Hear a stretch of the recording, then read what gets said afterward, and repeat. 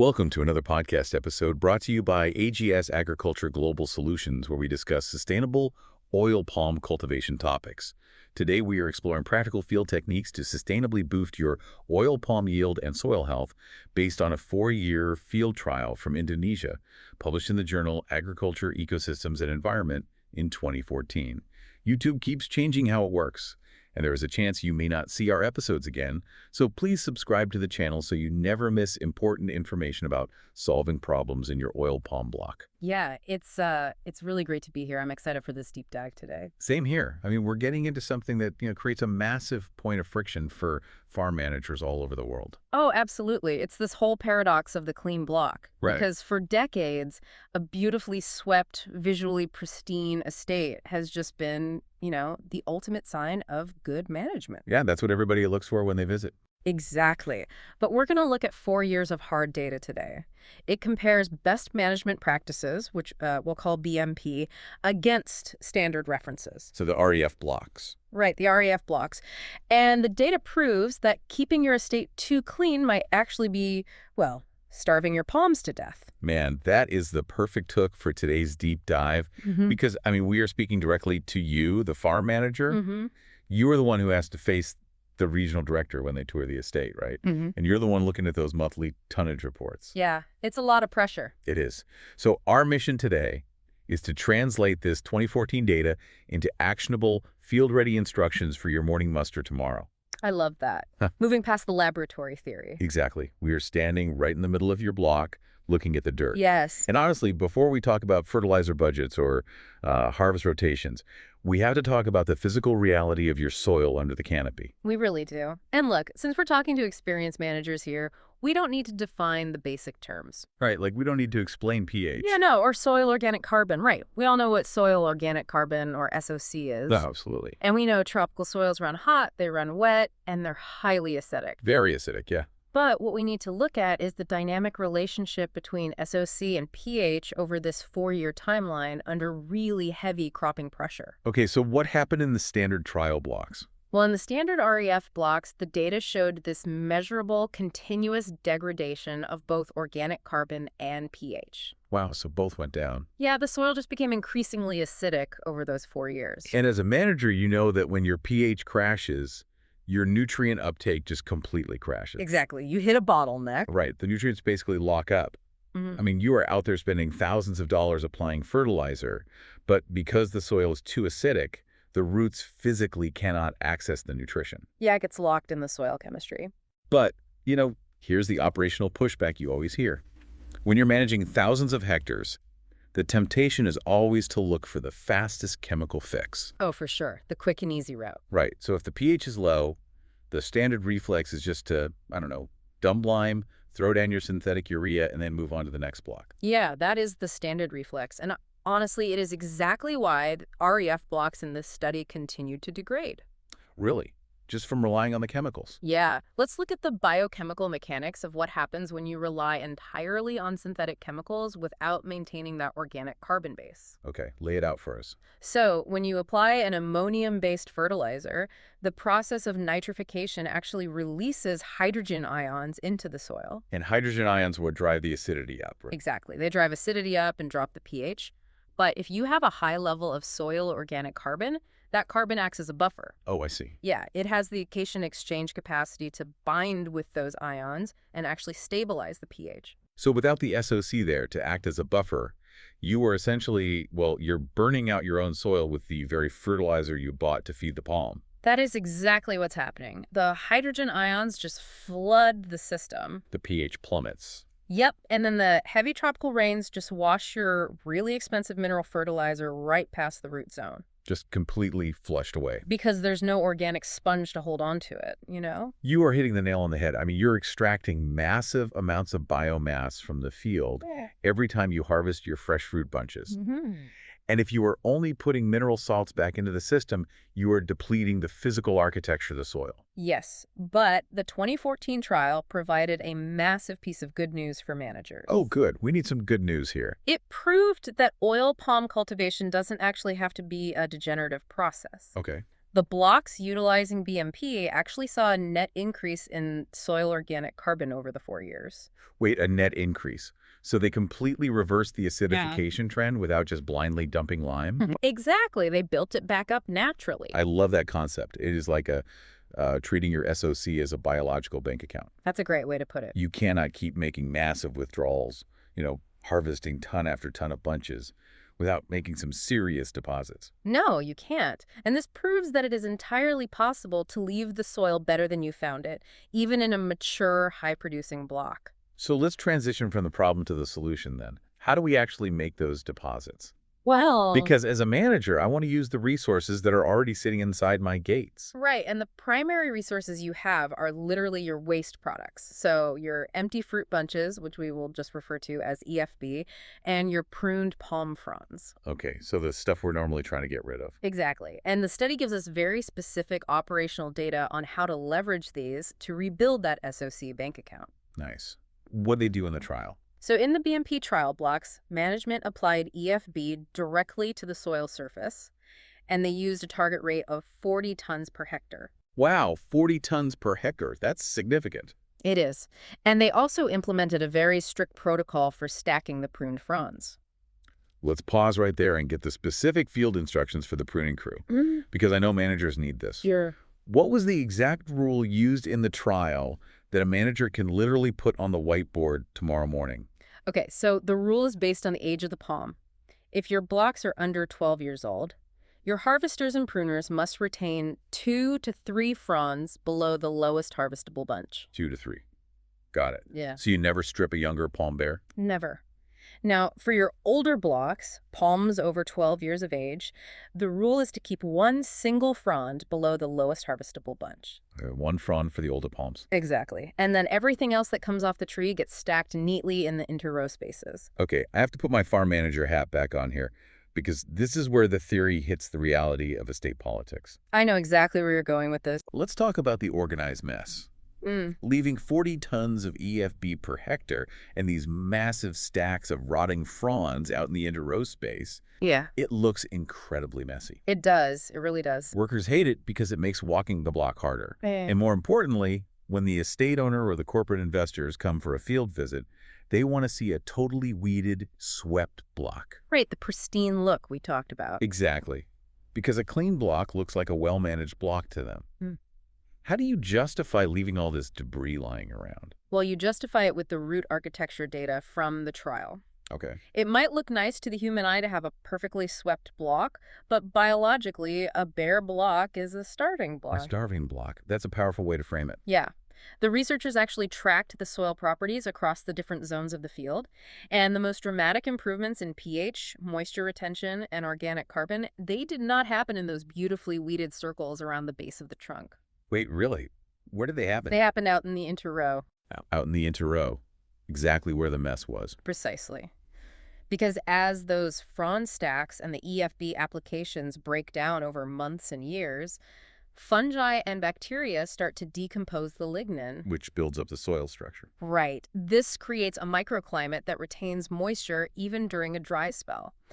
And it provides a sort of slow drip release of nitrogen and potassium. Oh, wow.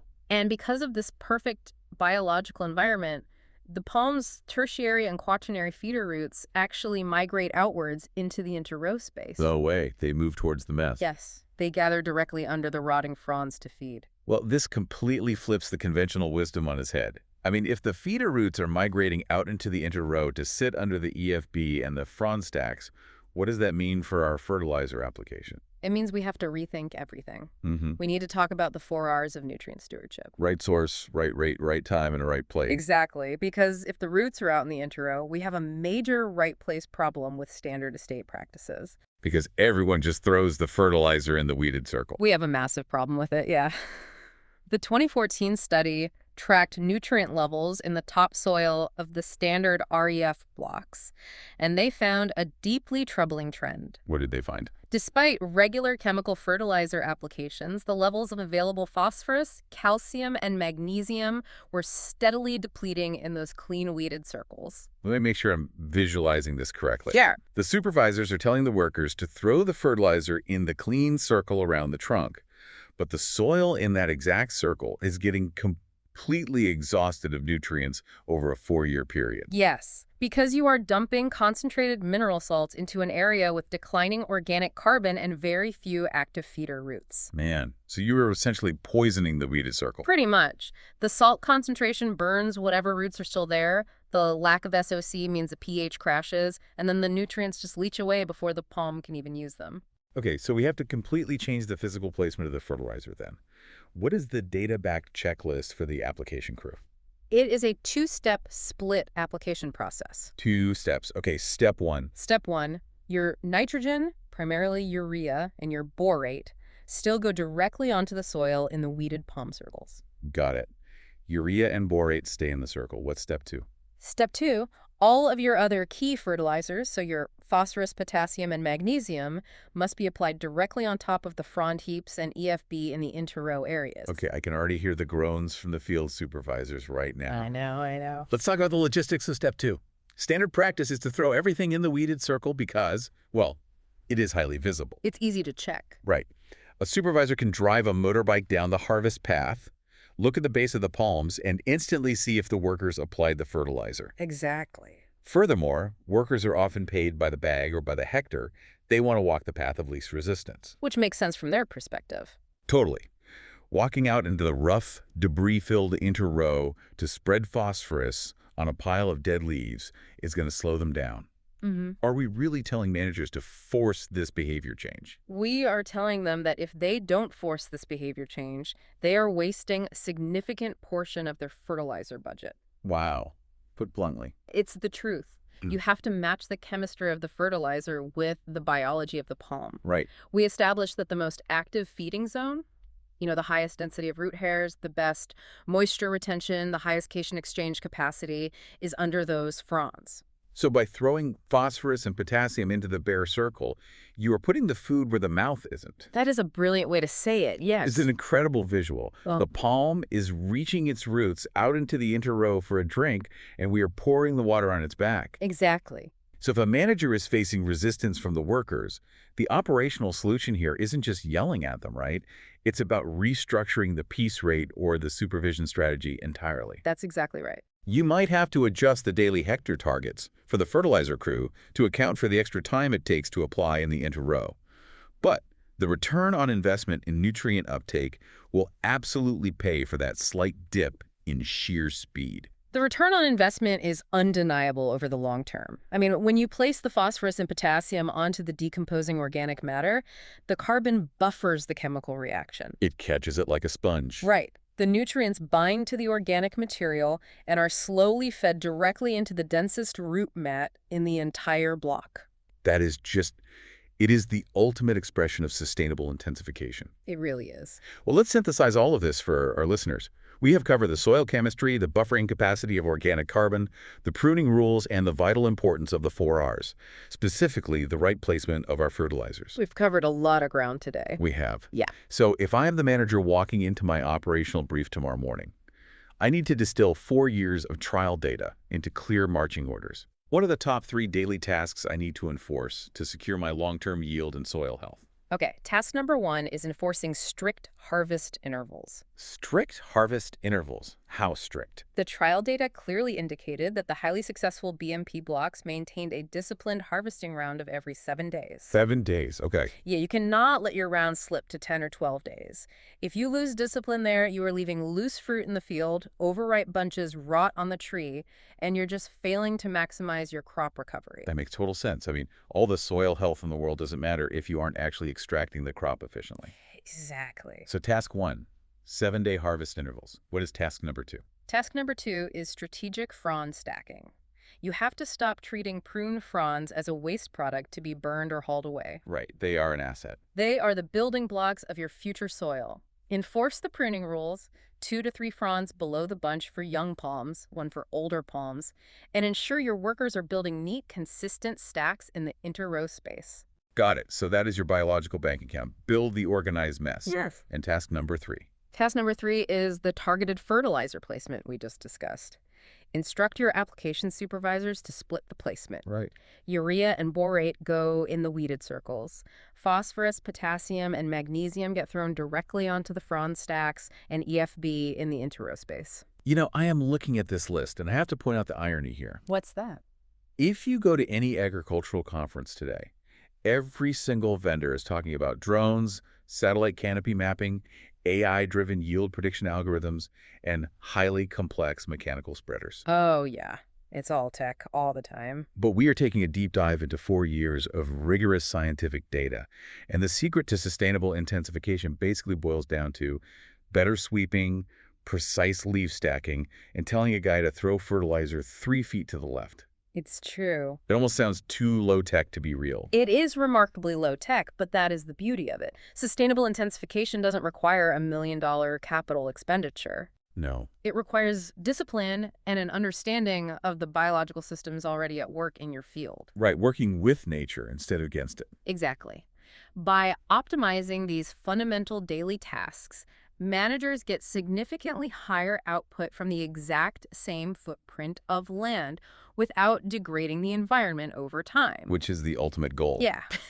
In fact, these practices resulted in a yield of 30.5 tons per hectare in the optimal trial blocks. Wow, that's a serious number. It is. You are fulfilling global market demand, increasing your estate's profitability, and you are doing it without needing to cut down a single new hectare of forest to expand the plantation. That is the ultimate takeaway for the listener today. The tools you need to fix your soil acidity, build your organic carbon, and boost your crop recovery are already in your hands. They really are. And they are already inside your state boundaries. You just have to have the operational discipline to deploy them correctly. Absolutely. You have to respect the physical structure of your soil, and you have to put the nutrients where the roots are actually waiting for them. Yeah. And you know, if leaving empty fruit bunches and pruned fronds in the field creates such a powerful, nutrient-rich feeding zone for our palms, it raises a really compelling question about other things we traditionally view as trash. Oh, like what? Well, how might we rethink other waste products on the plantation, like palm oil mill effluent? Could the mill's liquid waste be safely integrated as the field's next great asset rather than just a disposal problem? Thanks for listening.